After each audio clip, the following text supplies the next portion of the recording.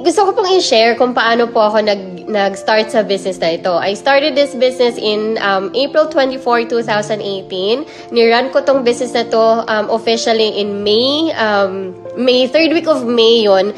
And then sa June, nag-start na ako mag-generate ng income. At hanggang ngayon, 5 figures in 1 month. Kaya minsan may $40,000 a month, minsan $30,000 a month.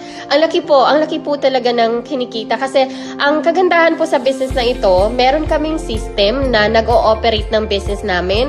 System na nag-ooperate 24/7 na hindi nyo na po kailangang mangulit ng mga tao, hindi nyo na kailangang maghabol ng mga tao. At yan po yung kagandahan sa business na to. Panoorin niyo po yung webinar na sinasabi ko kasi nandun po yung yung explanation how this business works. At kaya ako nag-join din sa business na to kasi super hirap na ako sa trabaho ko dati, sa full-time